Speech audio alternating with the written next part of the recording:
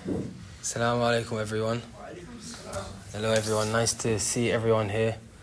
Thank you so much to the committee members for inviting me over today. So we have Zain al-Abidin, Abu Qasim. I don't know if anyone else is part of the committee, but it's nice to have you guys here.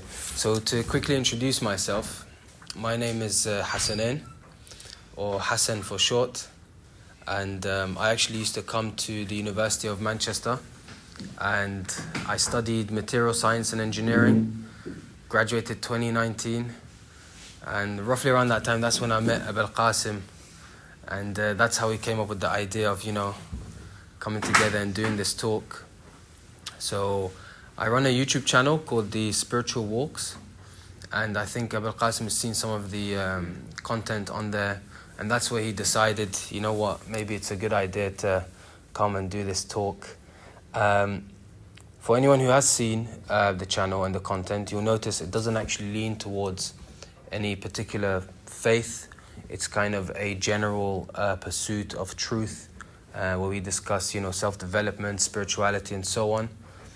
But today, since, this is an ABSOC event, I'll try to make sure it's tailored to Islam. And it's also the Wiladat Imam Ali alayhi salam, so it makes sense to quote him on this as well. So to begin, the title of today's discussion, and I will emphasize this is a discussion, so any point you guys have a question or anything you want to ask, you have a statement or remark, actually join me on this conversation. I don't want this to be like a boring lecture where I'm just, memorize loads of stuff at home and I'm just sharing it with you guys. I want this to be interactive, so feel free to stop me and say, hey, what does this mean? This doesn't make sense. I don't believe you, whatever, just throw it all out there. Having said that, since it's a discussion, I feel like the most impactful discussions are the ones where we are actually exploring together. So the title is How to See God. It's kind of, clickbaity. But then again, we are here to actually talk about that, how to see God. Because there was this one time where one of Imam Ali's companions asked him, "Oh Ali, do you see God?" And I'm paraphrasing here. "Oh Ali, do you see God?" And he responded, "How can I worship that which I do not see?" But then he said, be careful. It's not that you see him through your physical eyes directly. It's that the hearts see him through authentic faith or through the truths of faith.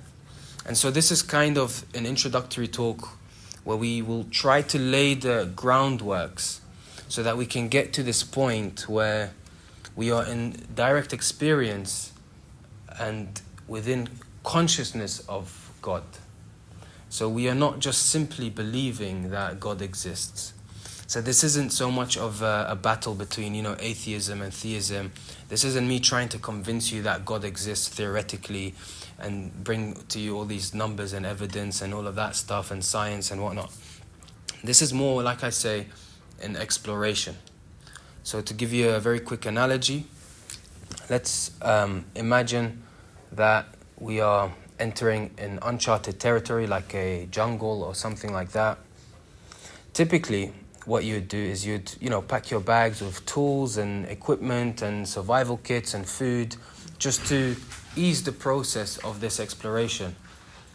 But in this sense, we are trying to explore the truth, or we are trying to see God. In this sense, it doesn't actually make sense for you to carry any of these tools because they become void. It doesn't help you in any way or form. And you'll notice as we move along that any baggage or attachments or accumulations, they will not serve us in this pursuit at all. So to put that in straightforward terms, let's leave all of our accumulations on the side. So what are accumulations? Accumulations are physical accumulations, or our attachment to physical accumulations, our opinions, belief systems, all of that stuff. Okay? And this is the point that, this is the point where people find this a bit shaky and confusing, because how am I going to explore when I'm leaving behind my opinions and my belief system, my memory? How does that make sense? I am a Muslim and I believe in Islam. How are you telling me to put this aside? I don't want to do that. But each and every one of us actually has their own tailored version of what Islam is. And because of that, it may actually, in some sense, warp the way it truly is. Okay? So, what you'll find is that most of this talk is pretty much an introduction and is the first part of a 3 series. So, inshallah, where today's the first, next week we'll have the second, and the week after the third. And so today's really about laying the groundworks so that when we are exploring together, we are not carrying this baggage, that actually kind of slows us down. Okay? So to emphasize that analogy even further, and you'll notice I love my analogies, since we are all exploring in this uncharted territory together, if one of us discovers something or realizes something, it would be extremely useful for you to point out that thing you have discovered so that everyone else is on the same page, right? Whereas, as we are exploring, there isn't a particular path we are going towards. If someone says, hey, we have to go in this direction, and someone says, no, we shouldn't go in this direction, let's go in this direction instead, we'll be at a standstill, and our process of exploration actually discontinues at that point. So this is what I mean with, leaving our attachments outside the door for just a moment, just like how you leave your shoes outside of a mosque, and then as we leave, we carry them together. Unless you leave like Air Force Ones or something at a mosque, then you won't find them. Okay? So, we have pretty much covered the point of laying the groundworks. Now, because this is an explorative process, we are entering this uncharted territory. There can be a sense or a fear of the unknown. Okay? So this may actually inspire some discomfort. But rest assured, this discomfort is actually a good sign, because it means that you are on the right tracks. Okay? You are itching, or you are exploring into the part within yourself that, you haven't actually itched or explored before. Okay, so because it's so new to us, or this may be something that you are extremely familiar with. Okay, and having said that, we also need a grounds to figure out how to verify what we are exploring. Okay, and because really and truly, everyone will have, opinions and so on. And I already told you that, we need to put these aside. So how are we going to really verify what we are discovering in the pursuit of truth, or how to see God? Which, by the way, God and the ultimate absolute truth, I'll, use these 2 terms. They are synonymous. Okay? So there are 2 modes of verification. There's theoretical knowledge, and then there's experiential knowledge. Okay? Theoretical knowledge is what we rely on 90% of the time. So when you are in a lecture theatre and you are listening to what your lecturer is teaching you, you are picking up these facts. They are becoming part of your accumulations, which I keep mentioning. And they are building up on top of other facts and stuff that you have learnt previously, which then formulate an idea, which then kind of shape your reality in that way. So this is theoretical knowledge. Okay? Experiential knowledge is the direct conviction and verification through direct experience. And for example, if I have a cup of tea and I pour some sugar in this tea and I stir it, and I ask one of you guys, how is this tea going to taste? What will you tell me? Sweet. It's going to be sweet, right? Okay? But then when I give you this cup of tea and you actually taste it, it tastes like nothing. What does that mean? Or you've got COVID, right? You never know. But in essence, right, theoretical, is you've accumulated this knowledge, but there is no direct experience of knowing if this tea is in fact sweet or not. So you can quickly see that theoretical knowledge is very easy. It's not consistent. It's very easy to be deceived through theoretical knowledge. Okay? What you believe in yesterday, you may not believe in today or tomorrow. Right? This is the problem with our over-reliance on theoretical knowledge. But it's so powerful, this theoretical knowledge, that it actually shapes our reality. Okay? So if we really, really like, the color blue, right?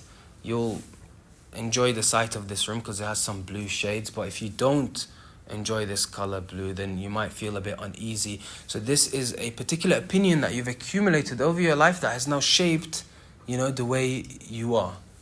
Okay? So I noticed that, I said in the beginning this is a discussion and no one has said anything. So what does that mean? Like, does that mean we're all on the same page, or are you guys... waiting for the right time. You're just waiting for the right time? And that's the problem, Like, there isn't really going to be a right time. All there is just preparation. It's just preparation. My aim today is for us to discover that we are getting in our own way in realizing the absolute truth. Every religion from the dawn of time is all about, achieving some form of nearness to God or closeness to Allah. And why aren't we achieving that? Okay? Like we may, some people may feel forms of it, different forms of it, but why is it not a consistent thing? Right? So this isn't one of these, conventional talks where I'm telling you, this is haram, this is halal, you need to do this, you need to do that, Like we've had enough of those. We need to actually really figure out in our direct experience, in our daily life experience, like I want to be in full and direct conviction of the existence of God, okay? Or the existence of truth, or the realization of truth. Okay? So before moving on then, does anyone have any questions? No? Okay. Cool. So, part of that very same khutbah of Imam Ali, so he was in conversation with one of his companions called Tha'lab al-Yamani. So, as mentioned in the beginning, he asked Imam Ali, "Oh Ali, do you see God?" And Ali said, "How can I worship that which I do not see?" Okay? So this is really a point of reflection for us to realize that when we are praying or when we are in our form of worship, are we in direct witness or experience, or are we seeing God? Right? In any form for now. And when you reflect on this, what do you notice? Are you just doing it as a chore? Is it just, something that you just do because you've been told to do it? Or is it something that you have decided to enter because you know what is happening in that very moment? Okay? And I want to hear some of your thoughts so that we know where we are, because so far you guys aren't really helpful in this exploration, like we're being attacked by lions in this direction, and someone's about to eat a poisonous berry in the jungle, and that's not very useful. So tell me, someone tell me, when you are about to approach your prayer and pray or do dua or something like that, what is it that you're really doing? Ladies want to start off? Communicating. So communication is a two-way thing, right? So tell me more about communicating. What does that mean? Let's make a discussion. So what do you guys think in terms of communication? Do you want to add to it? Do you want to change it up? You see, Abul Qasim, they complain about, not having lectures, right? They complain about, don't bring a guy to just lecture us. When you're on your phone, whenever you phrase a question, Okay, so going back to Imam Ali's quote where he said, "How can I worship that which I do not see?" Now, when we are in our mode of worship, when we are praying, what is happening? What are we actually doing? We know that Imam Ali is seeing God, right? So why aren't we? Or are we? Right? Obviously, he'll be closer. Like, he's infallible. Okay. That's one. So, Sure. his closeness to Allah is way greater than ours will ever be. But I'd say, like, even when it comes to praying, you're still having a connection, some sort of connection with Allah.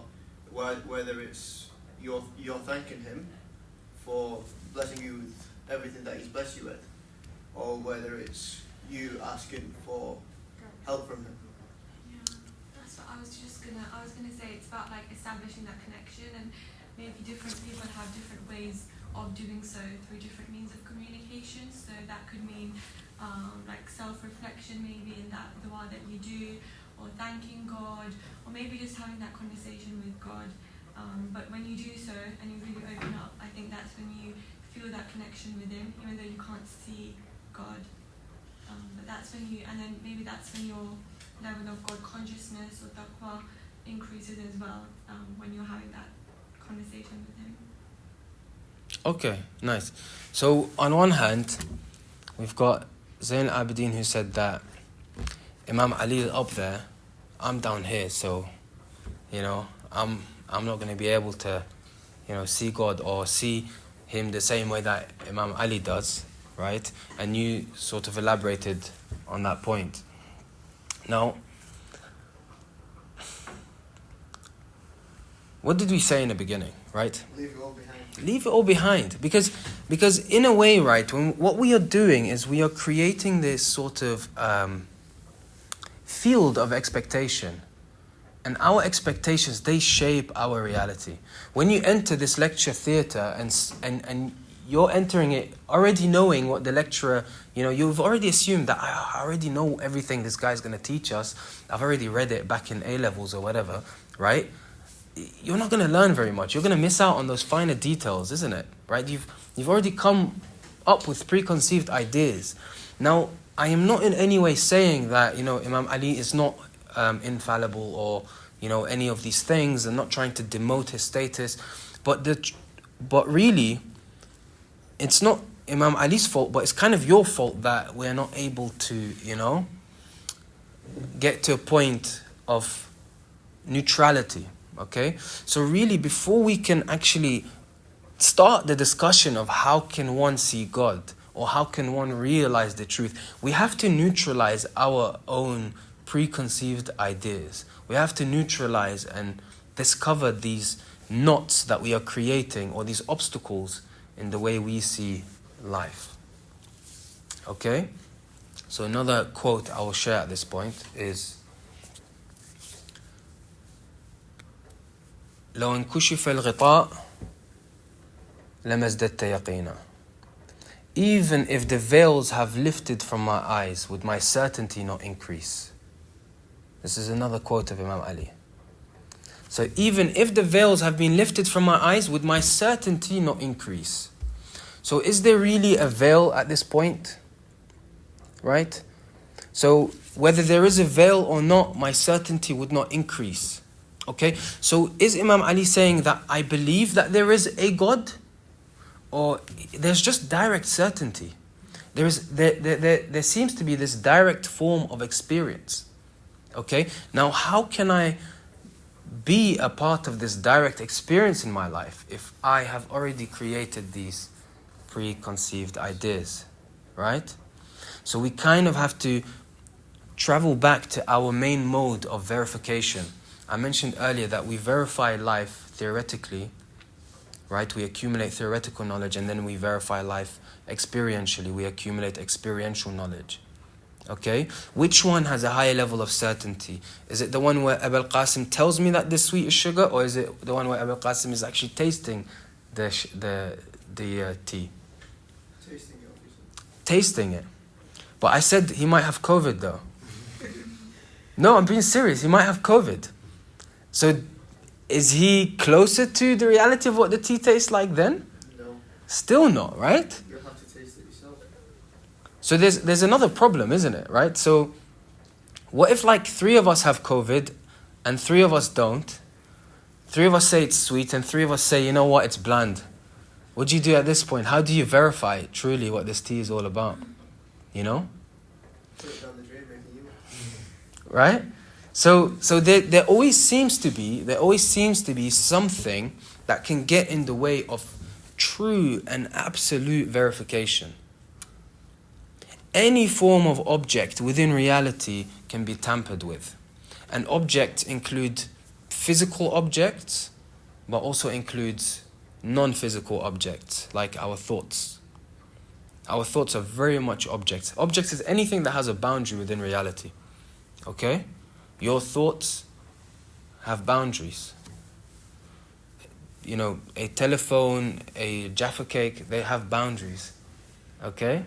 Some boundaries we like more than others. Okay? We give value to different boundaries. I give my phone more value than the Jaffa cake. So if the Jaffa cake drops on the floor, it doesn't feel the same as my phone dropping on the floor. Do we see that we do these things in life? It's the same with thoughts, by the way.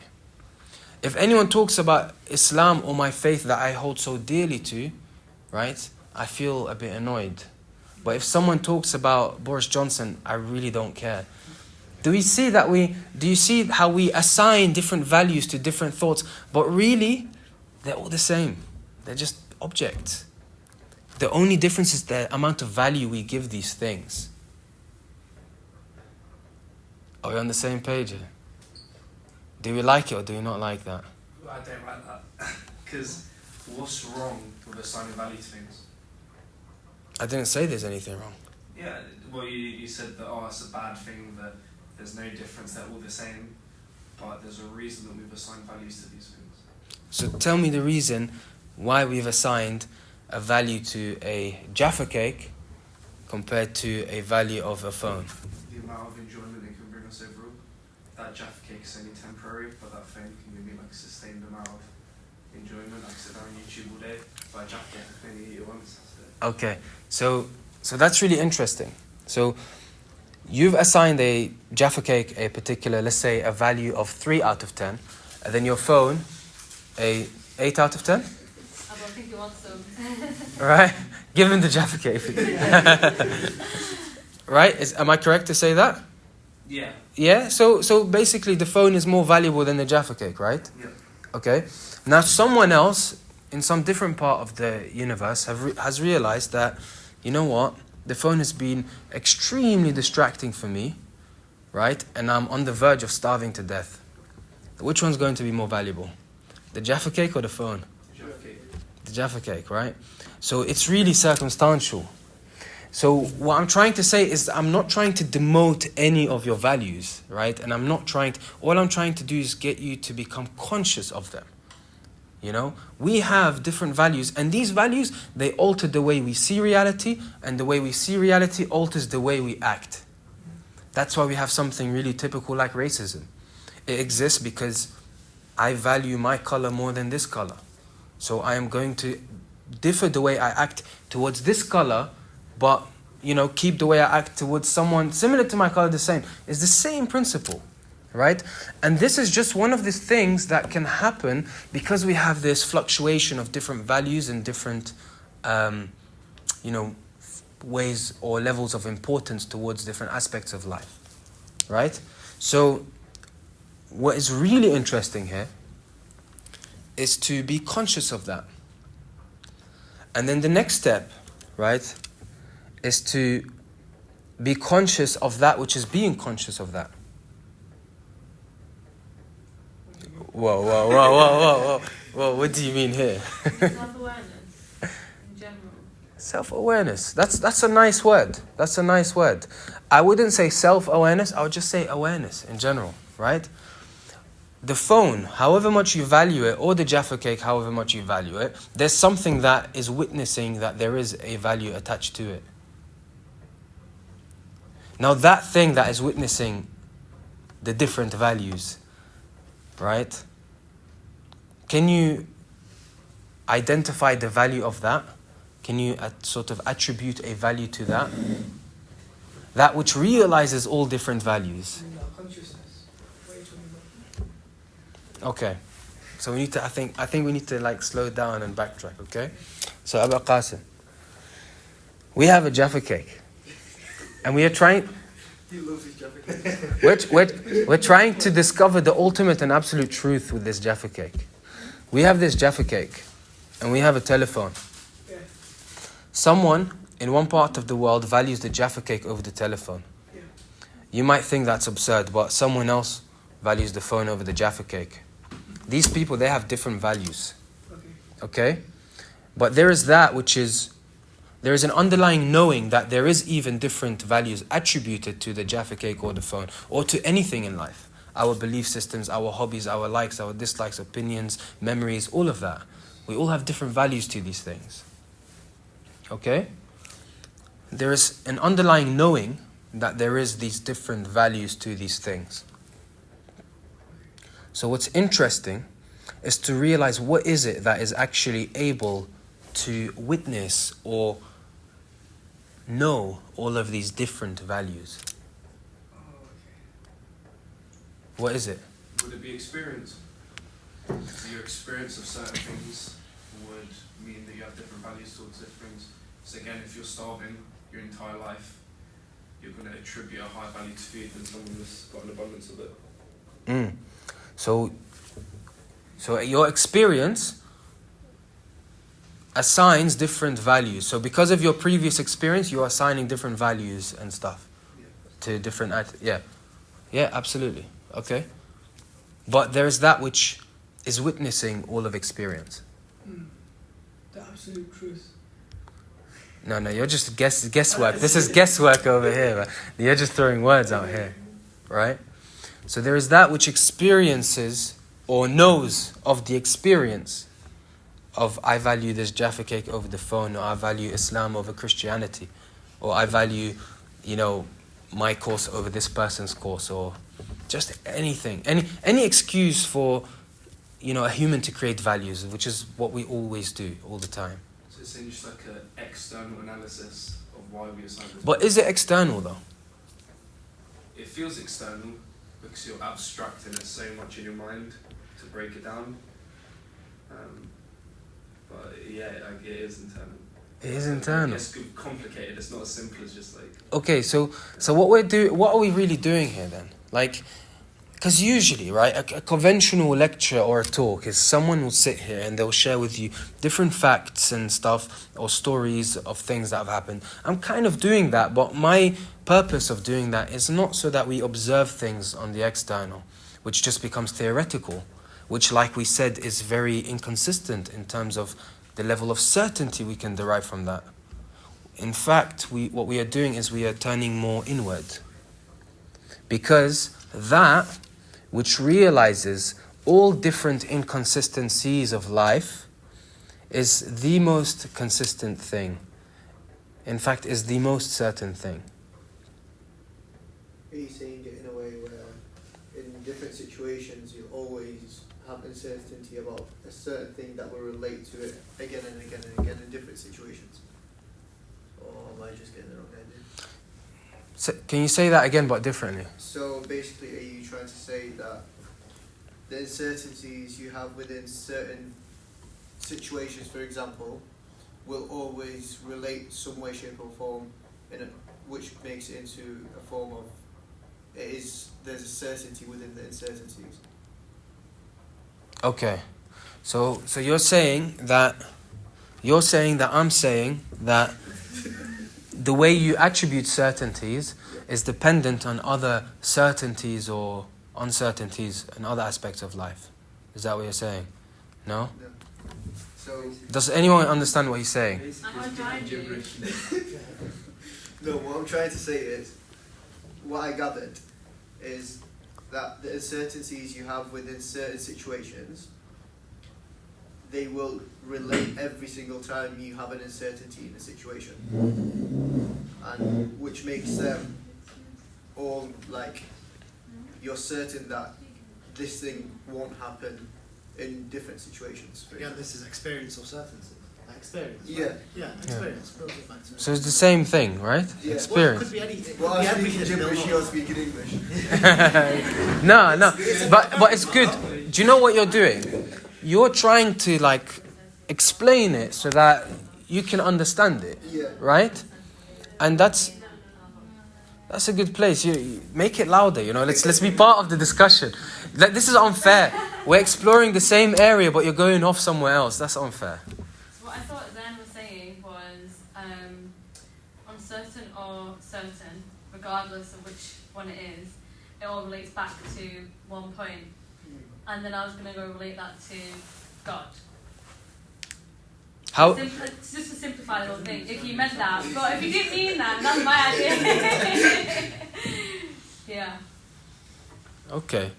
Because obviously, whatever you do, whatever you go through, good or bad, you have to find like the bright side of things, or you have to relate it back to God and understand it and accept it and go through that. It's a bit like reading in a way, but there's a positive version of it. So that whatever obstacle you go through, it's to get to God. I'm just going to check the camera. But there's a problem with that because when you're trying to find the bright side, right? But more so understanding and relating it back to God is what I mean. But what really is the bright side though? What really is this bright side that you speak of? Because what could be the bright side to you could be a dark side to someone else. Somehow. But if you think about that, if you take God out of the picture, there's no such thing as like a moral absolute or like a good or bad or anything, because there is no foundation for that. Everything we derive as good or bad, or meaningful or not meaningful, is from evolution. It is from like our need for certain things, and like dopamine and like all of the hierarchy of needs. And if you take that even further back, it's just like chemicals and like entropy and laws of physics. And to say that's good or bad is just ridiculous, because it's got no grounds to say that's good or bad, like it's anything. So without God, you can't make any assumption on anything in the world, any nature of anything. Yeah. But I feel like though, and I agree with what you're saying, but I feel like that we've kind of become lazy somewhere down the line here. And I'll explain what I mean by that. Somewhere down this line of, we're going back to morality or the source of morality, what is right and wrong. Somewhere, as we're trickling back down this line, we've become lazy and we've just called something God. And we're just attributing that morality to God, right? And the problem with that is that this is perceived thus far, theoretically. And because it's perceived theoretically, each and every single one of us will have a different perception of that. And each and every single one of us will try to bend that to suit their way of being. And each and every single one of us will have a different interpretation of that. And that is the problem of relying on theoretical knowledge as a form of a guidance. Okay? I could have, let's say, the absolute truth in a box. And I could give you this box and you could open this box, but it still won't help. Because what you end up getting from this box is the interpretation of what is in the box. And that interpretation is something that you have formulated.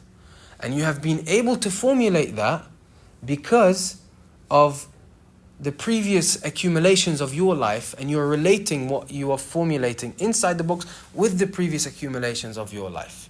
So your memories, your opinions, your so on. So, in essence then, what we really want to do is we want to go directly straight to the source of morality. We want to go directly straight to the absolute truth. We want to go directly straight to God. And then we see morality for itself rather than, because someone saw it. And then someone said, hey, love your neighbor, do unto others what you'd like to be done unto yourself, and pray and do this and do that. But we kind of want to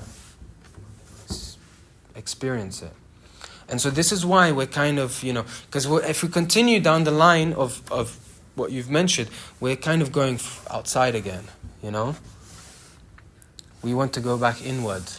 And we want to go back to the thing that verifies or knows all different forms of verifications and attributes a level of value to all different things in life to begin with. Can you give an example of how we can directly see God, or what you were explaining? That takes us to I guess the next part of this discussion. There is a hadith of the Prophet, Man arafa nafsuh faqad arafa rabbuh. He who knows himself knows his Lord. This is why we need to go inwards. If we understand this in its entirety, right? And I don't mean just dissecting it and looking how the heart works and how this works and that works, right? Like just understanding the source of consciousness. What really is that? That's what we're really trying to figure out. Then we can go ahead and speculate and try to figure out, this pursuit to truth. Okay? He who knows himself knows his Lord.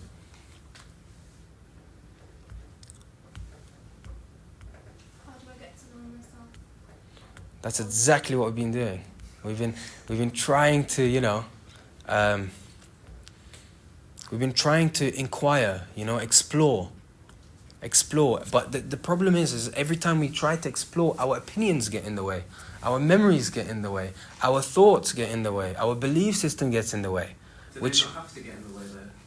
Do they not have to? If you're given let's say that's an absolute truth, to know your Lord you have to know yourself. Yeah? Even in reading that, you've made an assumption on what the meaning of the words are. You've used your entire life experience to explain. I'm not sure if epistemology is the right word, but the very epistemology of the words and what they mean has been a whole subconscious, a whole interpretation of your life experiences. What does the word Lord mean to you? What does the word myself mean to you? It's already been put through that subjective process. That's why we shouldn't attribute different meanings to these words to begin with. Isn't it? You already have. What? When he? So, that's a bummer. They've just been looking at a pretty. They've been looking at a pretty face the whole time, I guess, huh?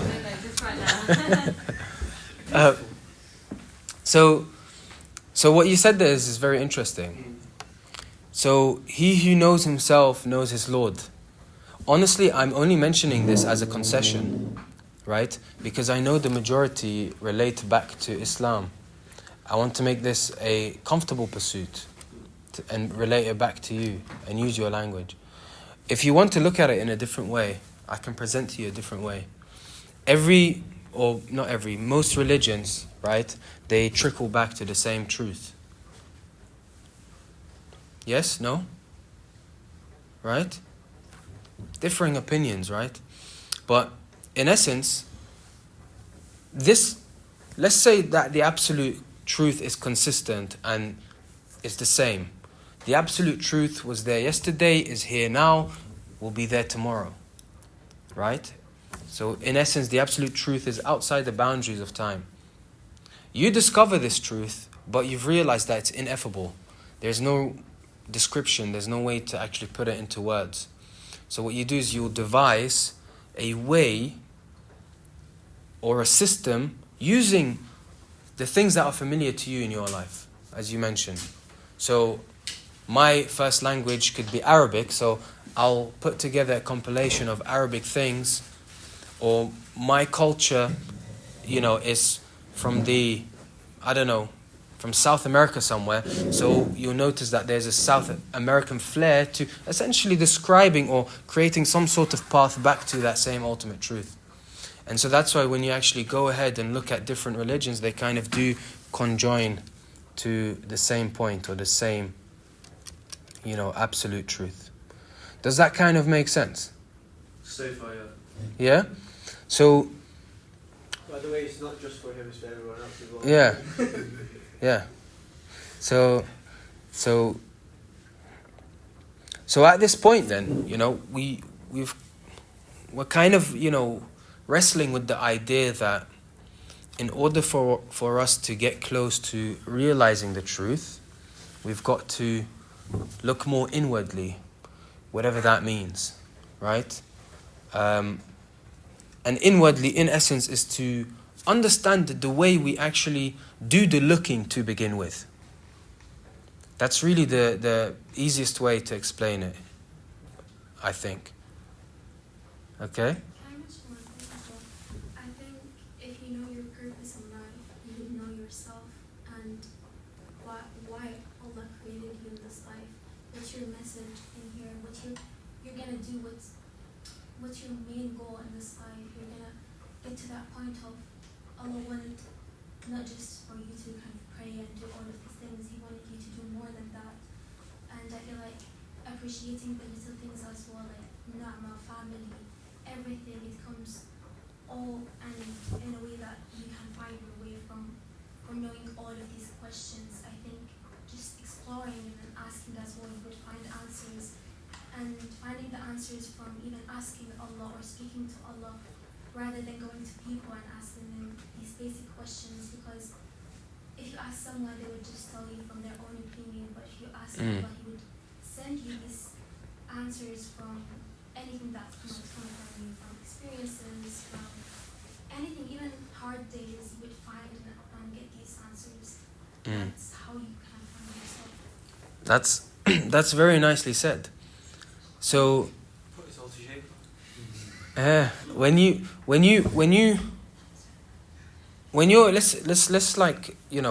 let's look at this. When you are in a position, maybe after your salah, after your prayer, and you're in this kind of space and you are doing this asking, right? You are asking Allah subhanahu wa ta'ala for anything, right? When you are asking for something, in what sort of position are you? Are you in a position where you feel like everything is fulfilled in a way? Or when you ask, do you kind of admit to yourself that there is a lack of knowledge or a lack of something, which is why we ask? I think that depends on the person as well. Personally, I feel like I ask for maybe because I feel so kind of blessed. That's why I would ask to kind of reach out to things like if I'm truly happy or I'm truly sad, I would still keep asking, and then I would get these answers as well. So it depends.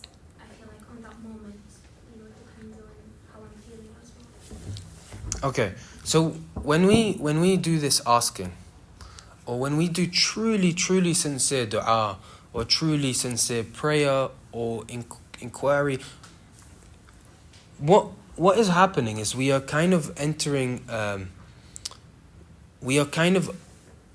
a mode of openness, right? We are opening ourselves up, right?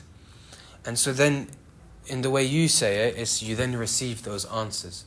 So if we are closed, then there is no space for us to receive those answers. Now, what you've done, right, in asking is really one of the foundations that we tried to lay in the beginning, which is, in essence, leave everything outside of the door, isn't it? It's exactly the same thing. When we are in this truly sincere dua, right, we're alone and we're just you and God, right? When you ask for something, you've just admitted to yourself that all of this accumulation, just put it aside for a moment, But when we put everything aside for a moment, what is it that remains? It's the same as that which witnesses all of these different values that we attribute to experience. Experience is in constant motion. There is always a constant change, but there is that which witnesses all of that change, which is not in constant motion. It's unmoving. For if that was not there, experience could not be experienced? You're looking at me like, whoa, what's going on here? I'm just a bit confused. Okay, who is not confused here so far? Would you like to, reiterate what's going on? When you say that, you're just talking about like consciousness in general. But why is there like this need to say, wait, are you talking about this? Because is that not a kind of verification to what you already know? Because It's like communicating, isn't it? Like we use this for words, is this for? I guess. So it's like, I'm hoping that my idea of the word consciousness aligns with your idea of the word consciousness, so I can use that to communicate. So there is I don't know, how else am I supposed to explain that idea? You're absolutely right. Language, the way you interpret different words are different to how I interpret it. But in essence, nothing that I am pointing towards so far, or I have pointed towards so far, is not something that cannot be in direct experience now. Are we on the same page so far? Right? Do you notice that actually, instead of talking about theoretical ideas and concepts and wrestle with them, we're trying to just, trail a path where it's actually in our direct experience right now. It's not something that you can add into your banks of facts or whatever. Okay? So, having said that, let's say that yes, we are on the same page of what consciousness is. Okay? So would you like to go ahead and continue? Because I did kind of interrupt you. Not really, to be honest with you. I wouldn't think probably. I think I'll just confuse people more. That's fine. Let's do it. So I've put you on the spot here, but... Alright. So the idea is the way we verify everything in our lives is based on that unmoving thing, that like consciousness that determines everything, and that consciousness oversees how we analyze everything, and that is like, I don't even know where to go from there. Okay. Does that help in any way? Me? Yeah. I don't know. Okay. Okay. So we'll come at it from a different avenue. So in your life, right?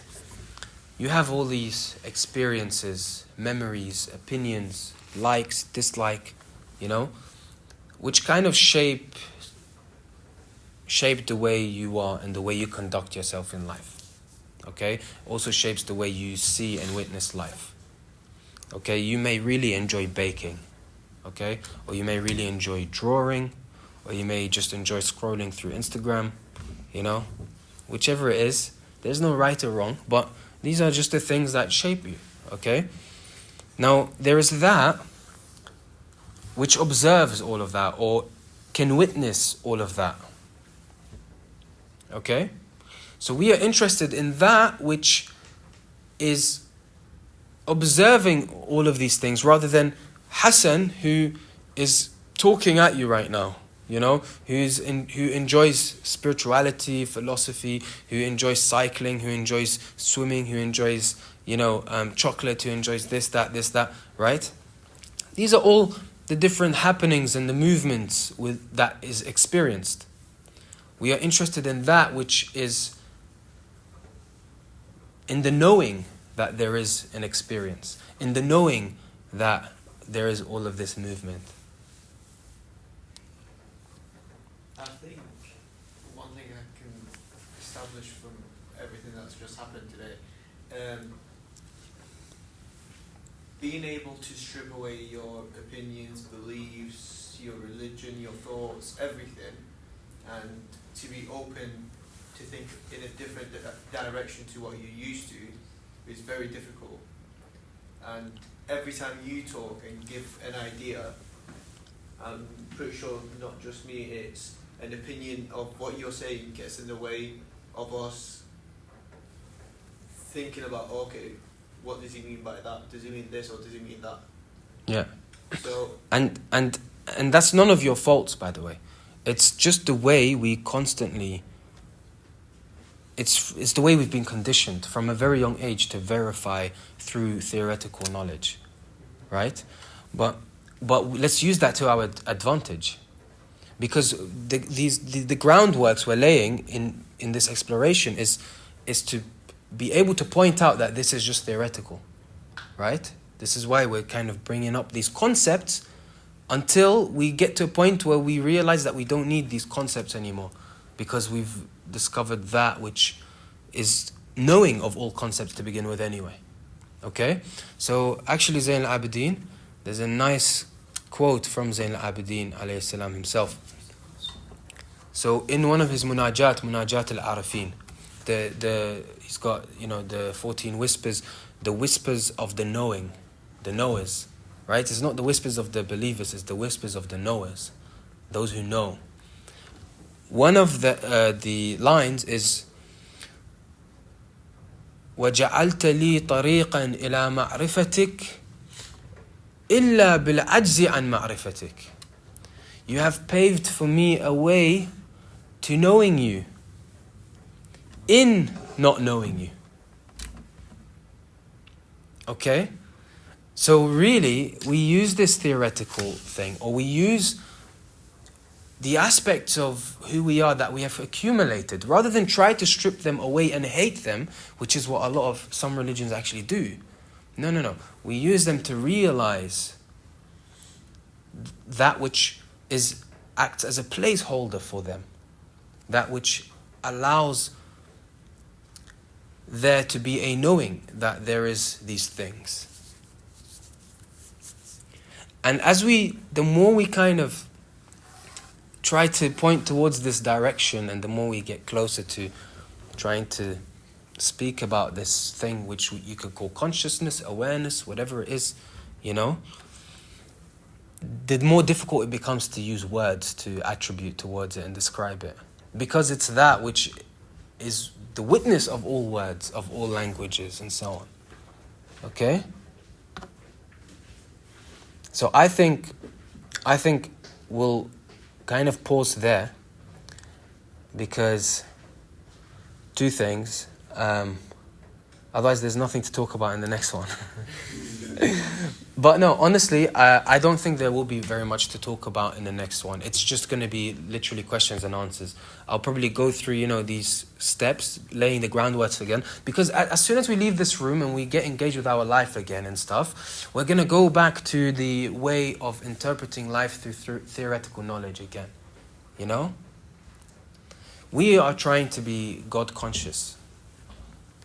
And everything in life, if we attach ourselves to it or rely ourselves upon these things in a way, and I'm not saying that these are bad things in any way or good things or anything.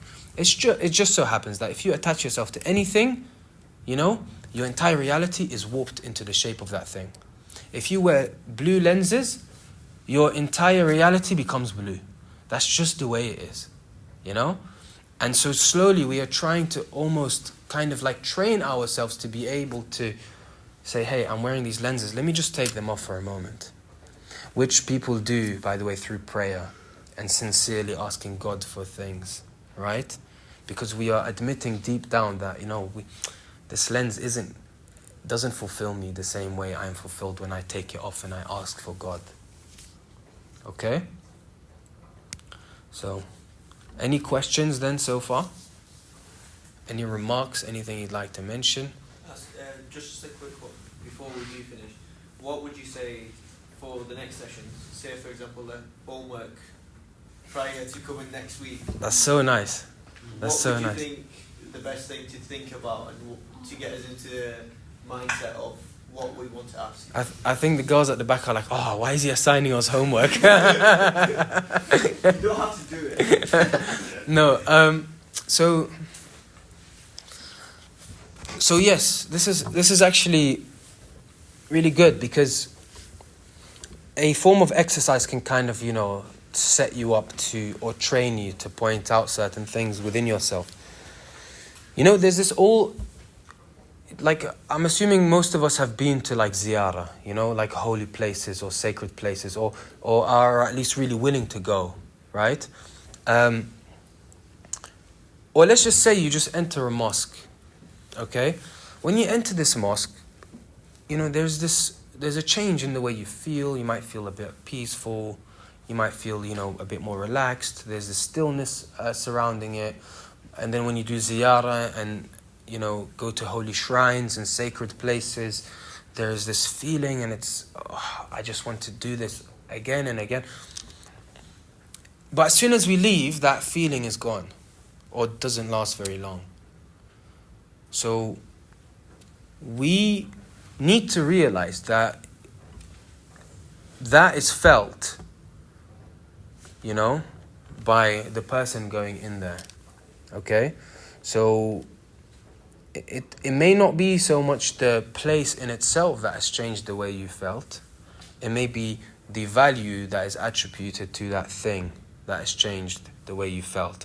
And if this is realized, you will be able to take away this feeling wherever you are on the planet. Okay? And having mentioned that, it kind of links to having some form of exercise or some form of inquiry that you can ask yourself as you live your life, to be able to retain that feeling, or to maintain a sense of openness, as though you are in constant worship, or as though you are in constant asking God for something. One thing I like to do, right, is to every now and then take a sort of step back, you know, and ask, you know, okay, what is happening here, right? And you'll find that there are different stages of realization that are all true, by the way. So the first stage is that we are just sat here, just having a talk, just a discussion about something religious, right? Or maybe non-religious. And then the next stage is, you know, we are all human beings who all have different lives going on, different stories that are playing and unfolding and are accumulating different things, you know? And then there's another stage of realization. It's like all of these human beings who have these different stories, they are actually all the same thing, you know? Different leaves of the same branch, okay?